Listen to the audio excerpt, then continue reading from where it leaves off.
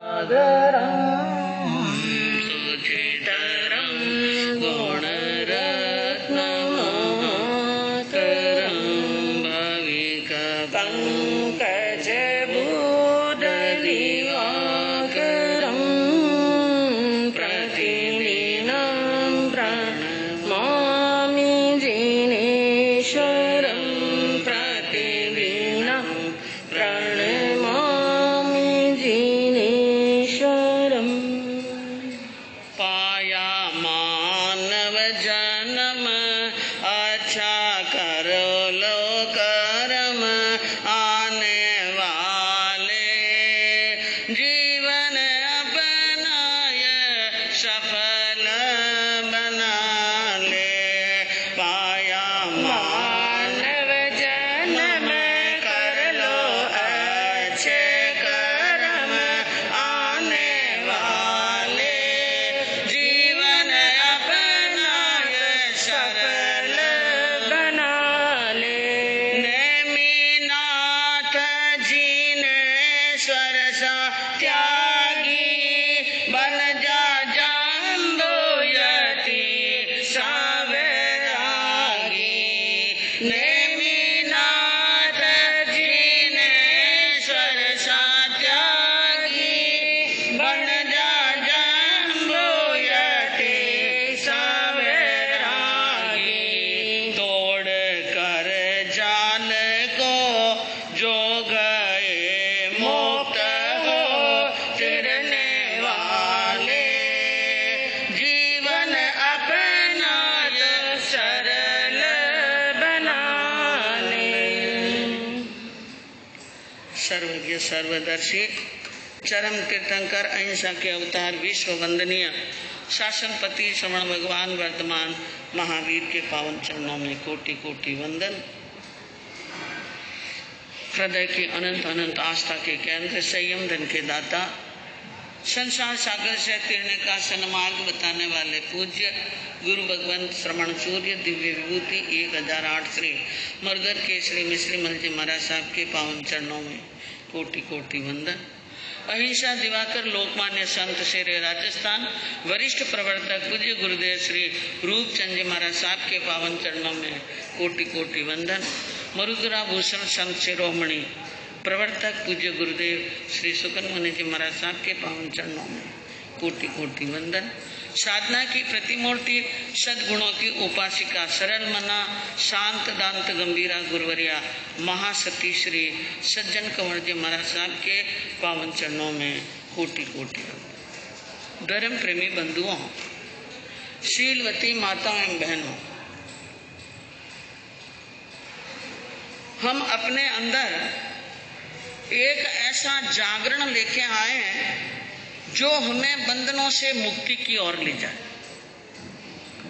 अनादिकाल से आत्मा संसार के अंदर जन्म मरण कर रही है और हमें आत्मा को आनंद की और सच्चे सुख की प्राप्ति के लिए चाहिए मुक्ति। क्या चाहिए? मुक्ति। और मुक्ति के लिए धर्म करना पड़ता है और धर्म करके कर्म तोड़ना। मुक्ति में आनंद है। मुक्ति में क्या है? आनंद है। जब तक हमारी दृष्टि में परिवर्तन नहीं होगा तब तक जीवन में परिवर्तन नहीं होगा, जागरण नहीं आएगा। हमारी दृष्टि अभी तक यानी तब इस दृष्टि में परिवर्तन नहीं हुआ तो जागरण नहीं आएगा। और दृष्टि में परिवर्तन हो कि हमारी दृष्टि सम्यक दृष्टि बने। क्या बने? सम्यक दृष्टि बने तो हमारी आत्मा का कल्याण होगा। और कैसे बनेगी सम्यक दृष्टि? हमारी आत्मा सम्यक दृष्टि कैसे बनती है और सम्यक दृष्टि आत्मा की क्या पहचान है? कहा कि अप्पा में रहो। आत्मा में रमण करे सम्मदृष्टि होवई। जब हमारी आत्मा अपनी आत्मा के अंदर ही रमण करे तो सम्यक दृष्टि होता है। और आत्मा बाहर भटक रही है, दुकान में जा रही है, बाजार में जा रही है, गांव जा रही है और घूम रही है, दुकान, फैक्ट्री, ऑफिस, परिवार, घर,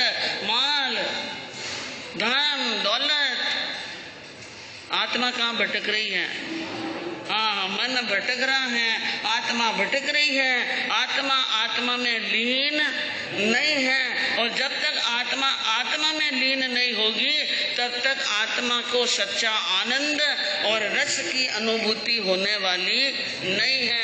आत्मा को सम्यक दृष्टि बढ़ाना है तो आत्मा के अंदर रमण करना, आत्मा को जानना, आत्मा की शक्ति को जानना, आत्मा का ध्यान करना और आत्मा को पहचानने की कोशिश करना। अपणामेवम अपणा, आत्मा से ही आत्मा को जाना जाता है। आत्मा को जानने के लिए कोई और दूसरा उपकरण काम आने वाला नहीं है। आत्मा आत्मा से ही अपने आप को जाना जाता है और एक सम्यक दृष्टि जीव दूसरे के जीवन को बदल सकता है और एक सम्यक दृष्टि जीव पंडित मरण मर सकता है। एक सम्यक दृष्टि जीव ये सकाम मरण और अकाम मरण है, सकाम मरण को प्राप्त हो सकता है। और जिनका मरण पंडित मरण होता हो, अभी आपने सुना ना कि बार बार पंडित मरण मरे तो जीव जल्दी क्या जाता है? मोक्ष में। अब मोक्ष में तो सब ही जाऊंगा, किन्हें जाऊं? सभी जाते, सभी चाहते हैं मोक्ष को और सभी चाहते हैं स्वर्ग जैसे सुख को। लेकिन स्वर्ग को प्राप्त करने के लिए क्या होना पड़ता है? स्वर्गवासी क्या? और वो हम होना नहीं चाहते हैं। हाँ, जाना जाना सब ही कहते, फिर भी जाने से डरते हैं लोग। जाना जाना सब ही कहते, फिर भी जाने से डरते हैं लोग। पाना पाना मोक्ष को कहते, फिर भी पापों को करते हैं लोग। पाना पाना मोक्ष को कहते, फिर भी पापों को करते हैं लोग। मोक्ष जाना चाहते हैं लेकिन पाप नहीं छूटते हैं। स्वर्ग में जाना चाहते हैं लेकिन मरना नहीं चाहते हैं। और मरे बिना, खुद के मरे बिना तो स्वर्ग मिलता नहीं है। आडोसी मरे, पाडोसी मरे, सामने वाला मरे, बाजू वाला मरे और वो कोई भी मरे, लेकिन स्वर्ग जो मरेगा उनको स्वर्ग मिलेगा।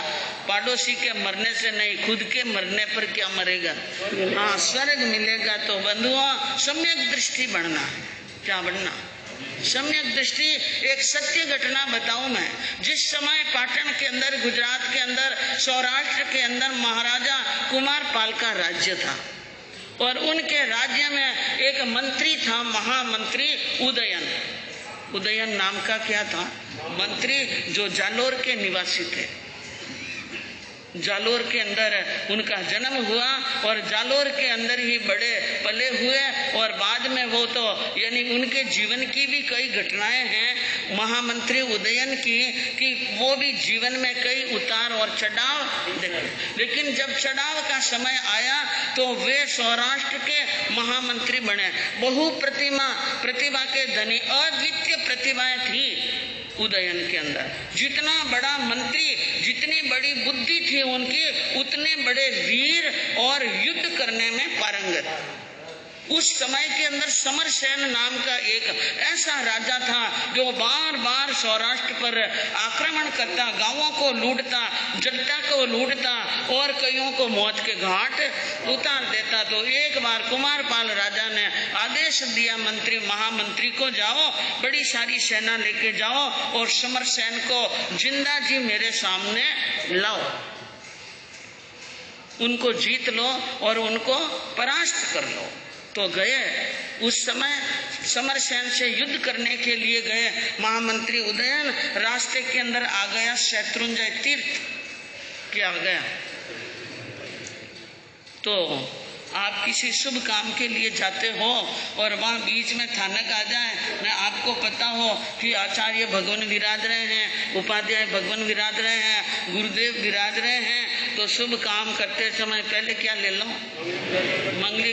कोई मंदिर आ गया तो भगवान से आशीर्वाद लेने के लिए, उनके दर्शन के लिए चले जाते हैं और धार्मिक भावना लेकर, मंगल भावना लेकर जाए कि मंगल ही मंगल हो।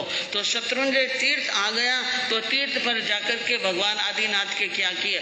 वहाँ पर दर्शन किए और वहाँ पर एक काष्ठ का मंदिर था। उन मंदिर के अंदर पास में एक मंदिर था जो काष्ठ का बना हुआ था। और जिस समय उदयन वहाँ मंदिर के अंदर गए, उन्होंने क्या देखा कि जो दीपक जल रहा था, उन दीपक के अंदर तेल था और तेल के अंदर वो बाट थी। दीपक जलाने की क्या होती थी? बाट। और एक चूहा आया और वो भीगी हुई तेल या घी की जो बाट थी, उन बाट को लेकर के बिल में चला गया। यह दृश्य देखा मंत्री ने, विचार किया पूरा मंदिर काष्ठ का बना हुआ है, काष्ठ यानी लकड़ी का, और ये चूहे इस प्रकार जलती हुई बाट को लेकर के बिल में चले जाए तो कभी भी ये मंदिर जल बल करके क्या हो सकता है? राख हो सकता है। तो उन्होंने प्रतिज्ञा की कि मैं यानी शत्रुंजय पर्वत पर ये जो काष्ठ का मंदिर है, इनको पत्थर का मंदिर बनाऊंगा। भृगु कच्छ की शकुनी का, जिसका जीर्ण शीर्ण हो चुकी है, उनका जीर्णोद्धार कराऊंगा। और ये दो काम नहीं कर लूं, ब्रह्मचर्य का पालन करना, एकासना करना, भूमि संयन करना और तांबूल का त्याग, ये सब पर नियम ले लिया। किसने? मंत्री ने। फिर गए युद्ध में। युद्ध के अंदर जबरदस्त युद्ध हुआ, घमासान युद्ध हुआ। और युद्ध के अंदर उनके दो पुत्र आम्रभट्ट और वाघभट्ट भी साथ में थे। और युद्ध के अंदर विजय तो प्राप्त हो गई, लेकिन उदयन के शरीर पर मौत घाव हो गए। उनको सेवकों ने और पुत्रों ने मिलकर उठाकर तंबू में लेके आए, मरहम पट्टी की और अपने पिता को देखा। उनके पिता के चेहरे पर पीड़ा के भाव थे। तो पुत्रों ने कहा, पिताजी आपके शरीर में गहरे गहरे घाव पड़ गए हैं, हम सोच रहे हैं कि आपके दोबारा मरहम पट्टी कर लें ताकि आपको थोड़ी और क्या रहेगी? शांति रहेगी। उदयन ने कहा, मुझे तो कष्ट सहन करने की आदत पड़ चुकी है, इन गांवों से कोई घबराहट नहीं है। आयुष कम है और मेरी इच्छाएं बाकी। मेरी इच्छा क्या है? बाकी है, मेरी इच्छा पूरी नहीं हुई। पुत्रों ने कहा, पिताजी कौन सी इच्छा? कि वही काष्ठ के मंदिर को पत्थर का मंदिर बनाना और यानी शत्रुंजय पर्वत भृगु कच्छ की शकुनिका का जीर्णोद्धार करना और कोई पंच महाव्रतधारी साधु आ जाए तो उनके चरणों में नमस्कार करते हुए प्राण त्यागना। और समय मेरे पास में क्या है? कम है। पुत्रों ने दो काम के लिए तो अपने वचन दे दिए कि हम पत्थर का मंदिर बना देंगे और उसका जीर्णोद्धार भी करा देंगे। लेकिन पिताजी युद्ध भूमि के अंदर 5 महाव्रतधारी संत कहाँ? क्योंकि भगवान महावीर की आज्ञा है, जहाँ युद्ध हो रहा हो 5 महाव्रतधारी साधुओं को वहां पर विचरण नहीं करना। तो वहां पर साधु कैसे मिल सकते हैं? लेकिन पिताजी की इच्छा थी। वाघभट्ट ने कहा, पिताश्री मैं लेके आऊंगा गुरुदेव को, मैं लेके आऊंगा साधु संतों को, जो 5 महाव्रतधारी हैं उनको लेके आऊंगा। बेटा गया, थोड़ी देर इंतजार किया। उदयन ने पूछा, आ गए महाराज? संत पधार गए क्या? वाघभट्ट आ गया का? आम्रभट्ट ने कहा, अभी तक नहीं आया। उन्हें कहा, अब तो कुछ ही क्षण बाकी है, अब तो कुछ ही क्षण बाकी है। और इतने में वाघभट्ट आ गए और साथ में मुनिराज आ गए। मालूम पड़ा और कि उदयन को मालूम पड़ा, महामंत्री को मालूम पड़ा कि संत आ गए हैं, तो अपने आसन से उठ गए बिना सहारे और हाथ जोड़े, घुटने जमीन पर टेके और सिर चरणों में झुकाया, न प्राण निकल गए। महामंत्री के क्या निकल गए? प्राण निकल गए। तो आम्रभट्ट ने पूछा अपने भाई को कि भाई साहब, युद्ध भूमि के अंदर ये संत कहाँ मिल गए? कि ये संत नहीं है, मैंने छल किया है। मैंने क्या किया है? छल किया। ये बहरूपिया है। ये क्या है? बहरूपिया। और पिताजी की अंतिम इच्छा थी कि संत आए, उनके चरणों में प्रणाम करते हुए प्राण त्यागो। तो समर भूमि के अंदर संत मिलते नहीं हैं, ये बहरूपिया है। बहरूपिया खड़ा खड़ा देख रहा था कि ये कौन महाशय है जिसने चरणों में सिर झुकाया, मेरे चरणों में ने प्राण त्याग दिया। पूछा ये कौन? कि ये सौराष्ट्र के महामंत्री हैं। कहाँ के? हाँ, महाराजा कुमारपाल के मंत्रिमंडल के सर्वश्रेष्ठ महामंत्री हैं। उन्होंने कहा कि इन मंत्री को इन वेश के प्रति इतनी श्रद्धा है कि उन्होंने मेरे चरणों में क्या झुकाया? शीश झुकाया और प्राण त्याग दिए। इन वेश में रहकर अगर मैं सच्ची साधना करूं तो मेरे जीवन का क्या हो जाए? कल्याण हो जाए। इसलिए जब उनके आम्रभट्ट वाग्भट्ट ने कहा कि ये तो हमारे पिताजी थे, सौराष्ट्र के महामंत्री थे, उनकी इच्छा थी इसलिए आपको संत बनाकर लाए, अब ये वेश उतारो, ये वेश उतार दो और अपना इनाम लेकर यहाँ से चले जाओ। उन्होंने कहा मुझे तो असली इनाम मिल गया, मुझे अब नकली इनाम नहीं चाहिए। क्या करना चाहते हैं कि मैं ये वेश उतारने वाला नहीं हूँ। जिस भाव से महामंत्री ने प्रणाम किया मैं वो ही जीवन अंगीकार करना चाहता हूँ। और बहरूपिया ने संत दीक्षा ले ली और वापिस शत्रुंजय पर्वत पर जाकर एक किसी आचार्य के पास में दीक्षा अंगीकार की और अपने जीवन का क्या किया? कल्याण किया। इसे कहते हैं कि महामंत्री ने मरण सुधारा, महामंत्री ने मरण सुधारा और बहरूपिया ने जीवन सुधारा। यह कब होता है? जब एक जीव सम्यक दृष्टि होता है। एक सम्यक दृष्टि जीव का इतना प्रभाव पड़ता है कि सामने वाले के जीवन बदल जाते हैं। आपने सुना गौतम स्वामी का वर्णन? किनका सुना? गौतम स्वामी का वर्णन। और गौतम स्वामी के जीवन के अंदर इतनी बड़ी लब्धियां थी, इतने बड़ा प्रभाव था कि वे जिस किसी के भी सामने जाते और किसी को भी उपदेश देते तो जल्दी वैराग आ जाता। क्या आ जाता? वैराग। और उनको जो दीक्षा देते, गौतम स्वामी दीक्षा देते, उनको शीघ्र ही केवल ज्ञान हो जाता। गौतम स्वामी को तो नहीं हुआ लेकिन उनके शिष्यों को क्या होने लग गया? केवल ज्ञान। ये सम्यक दृष्टि जीव का प्रभाव है। ये सम्यक दृष्टि जीव का इतना बड़ा प्रभाव है। तो ये बुद्धि का जागरण हो जाए, बुद्धि का जागरण हो जाए, दृष्टि बदल जाए, सम्यक दृष्टि हो जाए और मरण सुधर जाए तो मोक्ष कोई ज्यादा दूर नहीं है। लेकिन उसके लिए हमें अपने आत्मा के अंदर ही रमण करना है।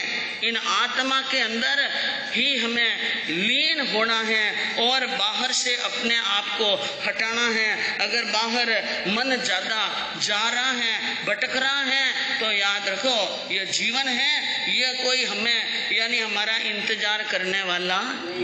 हाँ, भटकते भटकते एक समय आ जाएगा कि सांस निकलने के भी क्या आ जाएगा समय। न तो धन साथ में जा रहा है न धर्म साथ में। धर्म तो किया ही नहीं, धर्म तो किया ही नहीं। धन इकट्ठा करने में रह गए, धन भी पीछे रह रहा है, न धर्म का बाता नहीं है। अब वो विचार करे कि थोड़ी जिंदगी और मिल जाए तो मैं क्या कर लूं? धर्म।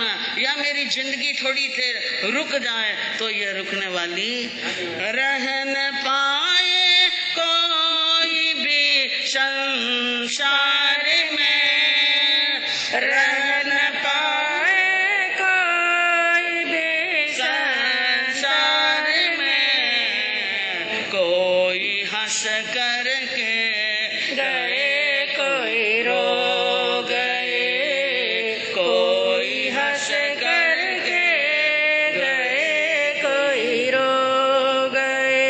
ऐसे ऐसे इस जहां में हो गए। उनकी खुशबू रह गई केवल मुनि, उनकी खुशबू रह गई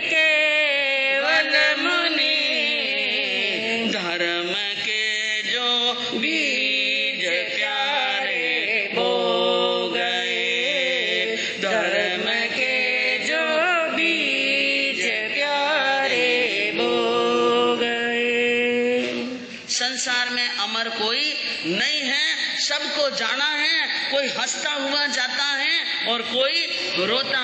जिसने अपना बाता तैयार कर लिया उनको रोने की जरूरत नहीं है।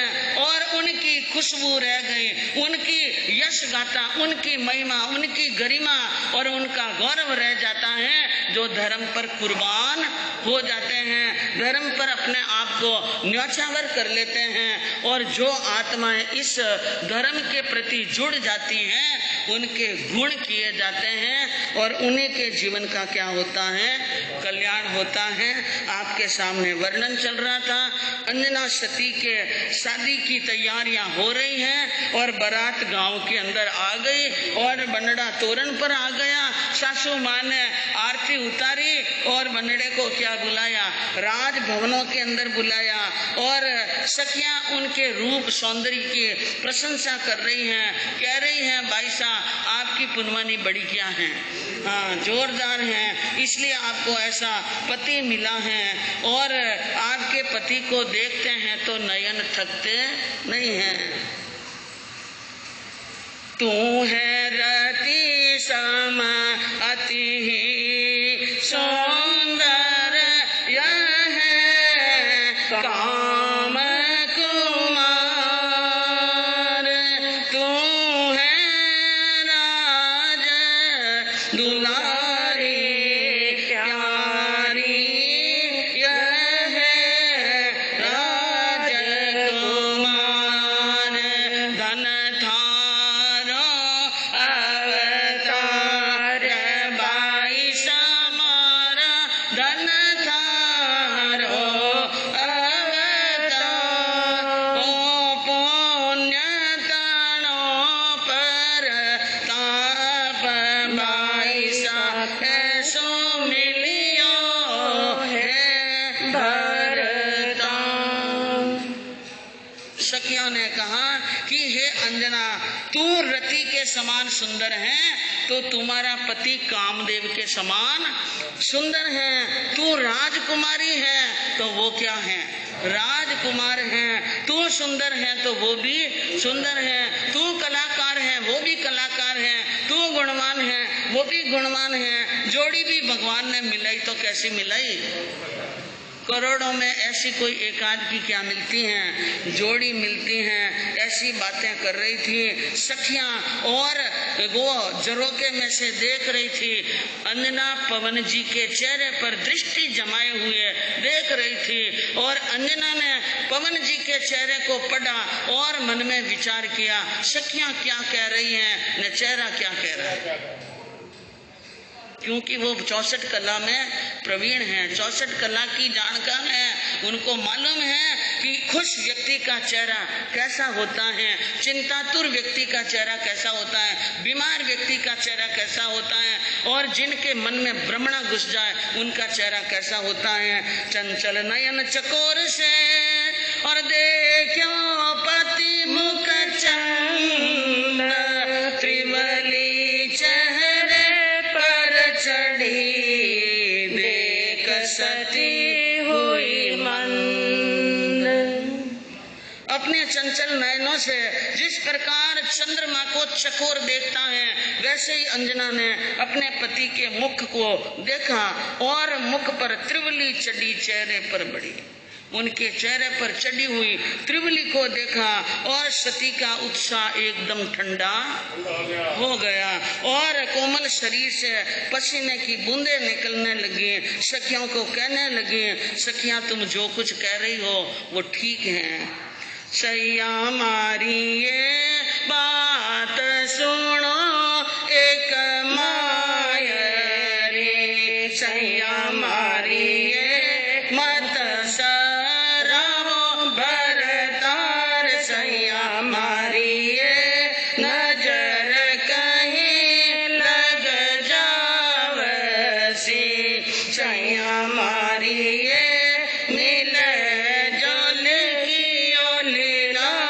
सैया मारी ये बात सुनो एक मायरी। अंजना ने कहा कि हे सखियां, हे सहेलियां, मेरी बहनों, मेरी एक बात सुनो। मैं जो कह रही हूँ ध्यान से सुनो, मत सराहो भरता। मेरे पति की इतनी सराहना मत करो, इतनी बड़ाई मत करो, और उनके रूप को इतना मत सराहो कहीं किसी बुरी व्यक्ति की नजर नहीं लग जाए। और वो पुण्यवान है, रूपवान है, गुणवान है, और जो मिला है ये तो मिला है, तो जैसा लिखा है ललाट पर वैसा मिला है। बार बार सराहना करोगे कहीं कुछ न हो जाए, मुझे इस बात की क्या है चिंता है। और उसने, अंजना ने देखा उन सवारी के साथ में आने वाले कई बड़े बड़े राजा, महाराजा, राणा, मंत्री और बड़े बड़े ओहदेदार थे, उनकी तरफ भी देखा और पवन जी की तरफ भी देखा, और क्या सोचा, सैया मारी ये सकल सवारियां मोद में, सैया मारी ये पीऊ जी क्यों दिल घेर, सैया मारी ये फीको चेहरो क्यों पड़ियो, सैया मारी ये काई पिया रे पीड़, सैया मारी ये बात सुनो